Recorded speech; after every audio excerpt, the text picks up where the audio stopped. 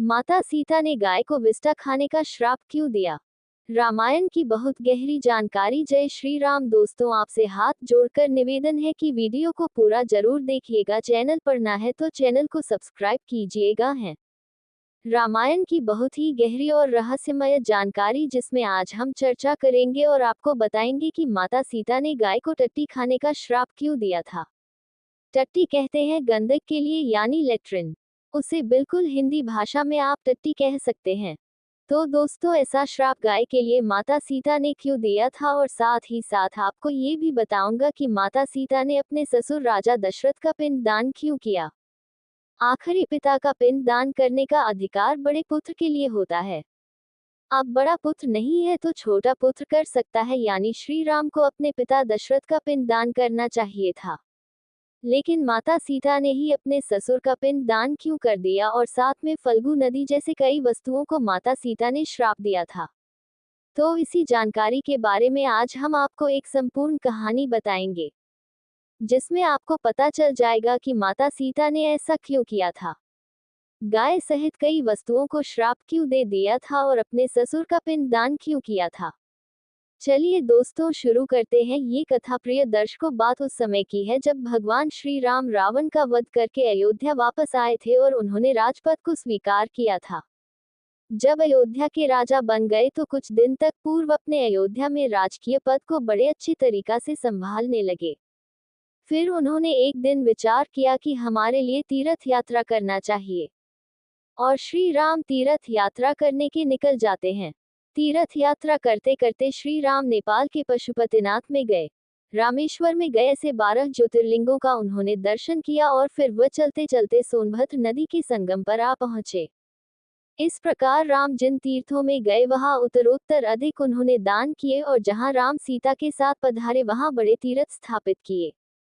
जैसे कि उनकी संख्या शेष भी बता सकते हैं, शेष अवतारी लक्ष्मण थे तो वो भी बता सकते हैं, परंतु विचार बन उनमें से 6 तीर्थ को मुख्य मानते हैं। 4 भाइयों का, 5वां सीता का और 6ठा हनुमान का है, जिनमें कोई भेद नहीं है। श्री राम सोनभद्र तथा गंगा के उस संगम में स्नान करने के बाद वहां 3 रात व्यतीत किए। फिर प्रसन्न होकर के गंडकी नदी के संगम पर आ गए। फिर श्री राम ने किसी स्थान पर 3 रात, कहीं 5 रात, कहीं 7 रात, कहीं 1 पक्ष, कहीं 18 दिन, कहीं 21 दिन, कहीं 3 महीना, तो कहीं उन्होंने कई दिनों तक समय व्यतीत किया। और गंडकी में संगम में स्नान करके श्री हर नेपाल में पशुपतिनाथ के दर्शन करने के लिए पधारे। रघुकुल नंदन राम हरिहर क्षेत्र में गए। इस प्रकार राम सब तीर्थ को घूमते हुए ये बीच में गंगा के दक्षिण संगम पर, फिर बैकुंठ नगर होते हुए ये जरास के नगर, जिसको आज के समय में बिहार कहते हैं, उस समय जरास के नगर में आ पहुंचे। और फिर उस समय जरास के नगर में जब पहुंचे तो फिर आगे चलकर फल्गु नदी पड़ती है। वह फल्गु नदी में जाकर के एक किनारे बैठे और पूर्व तट पर विमान को छोड़कर दिव्य विष्णु पद के दर्शन के लिए गए। वहां से दर्शन करने के बाद पुनयान के पास लौट आए। उस समय रात्रि हो गई थी, तो रात्रि व्यतीत करके राम जी सुबह के समय ब्राह्मणों के साथ फल्गु नदी के पवित्र तीर्थ में स्नान करने के लिए गए। इधर सखियों के साथ में सीता फल्गु नदी में स्नान करने के लिए चली और स्नान करके सुहागन स्त्रियों की पूजा की, और उसके बाद महेश्वरी की पूजा के लिए बालू के 5 पिंड से दुर्गा की पूजा की। सीता ने बाएं हाथ से गीली बालू को लेकर उससे दाहिने हाथ से पिंड बनाकर जो ही पृथ्वी पर रखा ही उसे पृथ्वी तल से निकलता हुआ अपने ससुर दशरथ जी का सुंदर हाथ उन्हें दिखाई दिया। उनका दक्षिण हाथ सीता के हाथ से उस उत्तम पिंड को लेकर पृथ्वी में प्रवेश कर गया। ये देख कर के सीता के मन में बहुत कौतुक हुआ। फिर सीता ने पिंड बनाकर जमीन पर रखा, उसको भी लेकर इसी प्रकार जमीन के अंदर समाहित हो गया।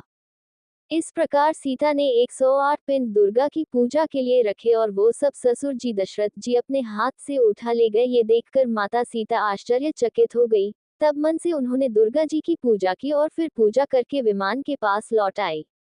इस बात को कोई जान नहीं सकता था। सीता जी ने भी राम जी को कुछ बताया भी नहीं, और मन में सोचने लगी कि भगवान श्री राम मुझे क्या कहेंगे। अगर मैं ये घटना उन्हें बता दूंगी तो राम मेरे बारे में क्या सोचेंगे। इस भय के मारे उस वृतांत को सीता जी ने छुपा लिया। तो फिर राम ने जब पंच तीरथ करने के बाद अर्थात उस नाम के तीरथ में स्नान करने के पश्चात प्रेतशिला, जो आज भी बिहार में जहाँ पर हम पिंड दान करने के लिए जाते हैं, उस स्थान पर जिसको आज के समय पर गया बोलते हैं, उस गया में प्रेतशिला होता है और प्रेतशिला पर भगवान श्री राम आकर पिंड दान दिया। तब राम ने अपने हाथ की अनामिका अंगुली से राम नाम की खुद ही सुंदर स्वर्ण अंगूठी निकालकर दक्षिण की ओर मुख करके इत्यादि मंत्र से धरती पर 3 रेखाएं खींची, और वह अभी भी स्पष्ट दिखाई देती हैं। जो आप कभी गया में जाएंगे तो वहां पर 3 रेखाएं जो भगवान श्री राम ने अपने हाथों द्वारा खींची थी, आज भी 3 रेखाएं बनी हुई है जो आज भी स्पष्ट दिखाई देती हैं। और उसके बाद उन्होंने कुसा बिछाकर उस पर तेल, घी, मध और शहद आदि से युक्त पिंडदान उन पर रखना आरंभ कर दिया। राम दाहिने हाथ से पिंड लेकर की ओर 5p देखने लगे। उन्हें अपने पिता का हाथ दृष्टि में नहीं आया। तब उनके साथ आश्चर्यचकित एक हो गए, वो भी जो साथ में लोग गए हुए थे। ऋषि मुनि राम से बोले, यहाँ सब पितरों के दाहिने हाथ निकल आते हैं, आपके पिता का हाथ क्यों नहीं निकल आया? तब निश्चल राम ने लक्ष्मण से पूछा कि हे लक्ष्मण, हे भाई, तुम बुद्धिमान हो, क्या तुम इसका कारण मुझे बता सकते हो? लक्ष्मण जी ने कहा, हाँ भाई, जब हम लोगों ने गोदावरी की यात्रा की थी तब तो इन बुद्धि फल के आटे से पिंडदान देते समय अपने पिता का हाथ दृष्टि में आया था, परंतु वह यहाँ नहीं आया। हमें तो इस बात का आश्चर्य है कि आप इसका कारण जानकी से पूछे तो बहुत ही अच्छा होगा। ये सुनकर के जानकी व्याकुल हो गई और बोली कि हे रघुनंदन, क्षमा कीजिएगा, मुझसे कुछ अपराध हुआ है। ये सुनकर के राम ने सीता से पूछा, व्याकुलता की कोई बात नहीं है, जो बात है मुझसे स्पष्ट कहो।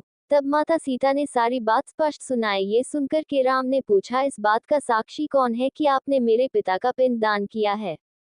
हमारे पिता ने तुम्हारे हाथ से पिंडदान कैसे ग्रहण किया है, इसके बारे में कोई बता सकता है? तब सीता जी ने कहा कि हाँ, आम का पेड़ है, वह बता सकता है। माता सीता राम को लेकर के आम के वृक्ष के पास में गई और जब उससे पूछा गया, परंतु वह भी अस्वीकार कर गया। उसने कहा कि मैंने माता सीता को आपके पिताजी का पिंड दान देते हुए नहीं देखा है। उसने जब अस्वीकार कर दिया, तब सीता जी क्रोधित हुई और उन्होंने उसे श्राप दे दिया और कहा कि हे दोस्त, तूने असत्य कहा है, इस कारण तू मगध देश में उत्पन्न हो फल शून्य होकर के रहेगा। उसके बाद में तब माता सीता ने कि हे प्रभु, हमको पिंडदान देते हुए फल्गु नदी ने देखा है, वो साक्षी है। तो भगवान श्री राम फल्गु नदी के पास में गए और उससे पूछा कि क्या आप सीता को पिंडदान देते हुए देखा है? राम के पूछने पर उसने भय के कारण अस्वीकार कर दिया। उसको भगवान श्री राम का भय लगा और उसने भी कहा कि मैंने नहीं देखा। सीता ने फल्गु नदी को भी क्रोधित होकर के श्राप दे दिया कि तूने सत्य बात को असत्य कहा है, इस कारण तू अधोमुखी होकर के प्रभावित होगी। तब से आज भी वह नदी जमीन के अंदर अंदर बहती है। अगर आप उस नदी में जाएंगे तो वहां आपको नहाने के लिए पानी नहीं मिलेगा, बल्कि बालू का रेत मिलेगा। अगर आप थोड़ा एक मिथ हाथ से उसे खोदेंगे नाप करके तो वहां पानी निकल आता है। जमीन के अंदर आज भी फल्गु नदी बह रही है जो बिहार में पड़ती है, गया के पास में है। उसके बाद में माता सीता से फिर भगवान श्री राम ने पूछा, और कोई साक्षी है? तो माता सीता कहती है, हाँ, मेरे साथ यहाँ के निवासी यह सब ब्राह्मण है जो उस समय मेरे समीप खड़े हुए थे। परंतु जब राम ने उन ब्राह्मणों से पूछा तब उन्होंने ब्याग से अस्वीकार कर दिया। उसके बाद में भगवान राम ने पूछा कि आपने सीता को पिंड दान देते हुए देखा था, फिर मना क्यों किया? तो वह ब्राह्मण लोग इस भय से डर गए, कुछ नहीं बोले और उन्होंने झूठ बोल दिया। उन्हें डर था कि कहीं सत्य कहने पर राम हमको श्राप न दे दे। ये बात ब्राह्मण सोच रहे थे और सीता ने फिर क्रोधित होकर के उन ब्राह्मणों को भी श्राप दे दिया।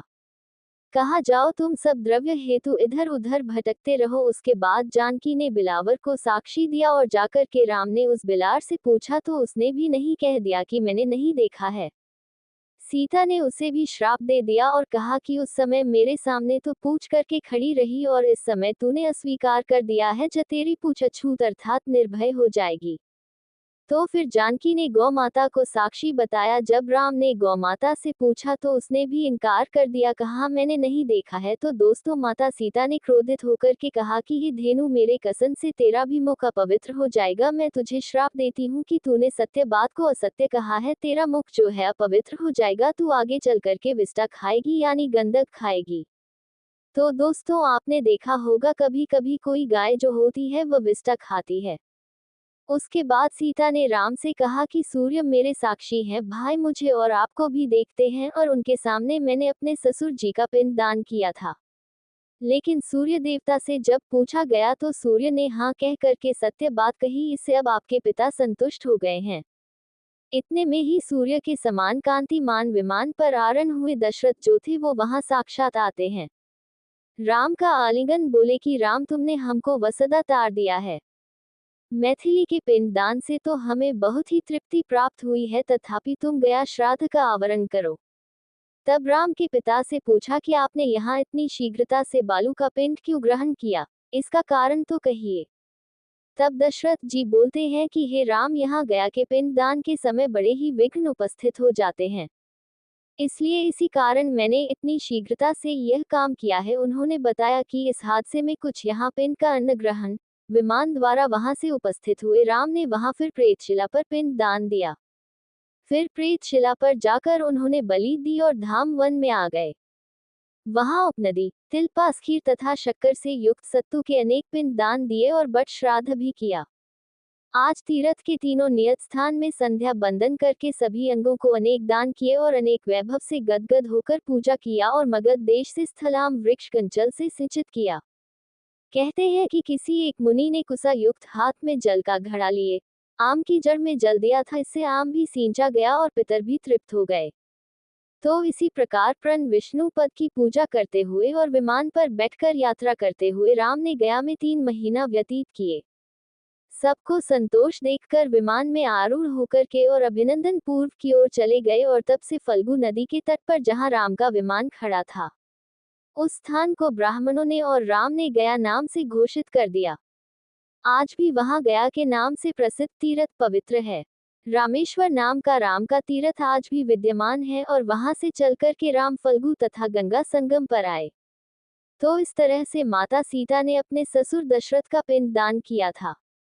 अगर आप उसका प्रमाण देखना चाहे तो आपको आनंद रामायण में ये प्रमाण मिल जाएगा। और इस तरह से उन्होंने कई वस्तुओं के लिए श्राप दिया। और जैसा कि मैंने कहा था कि माता सीता ने गाय को बिटा खाने का श्राप क्यों दिया था, तो वो इसी कारण दिया था क्योंकि जब माता सीता ने अपने ससुर का पिंडदान किया था और जब राम ने पूछा कि कोई साक्षी है, तब गाय के पास माता सीता राम को लेकर के गई और कहा कि ये गाय साक्षी है, इसने देखा था। जब गाय से पूछा गया उसने झूठ बोल दिया। तब क्रोधित होकर के सीता ने गाय को विष्टा खाने का श्राप दिया था, जिसे हम गंधक कहते हैं। तो दोस्तों आपको जानकारी कैसी लगी कमेंट करके जरूर बताएगा। जानकारी अच्छी लगी हो तो वीडियो को लाइक, शेयर, आध्यात्मिक कथाएं चैनल को सब्सक्राइब कीजिएगा। वीडियो को अंत तक देखने के लिए धन्यवाद।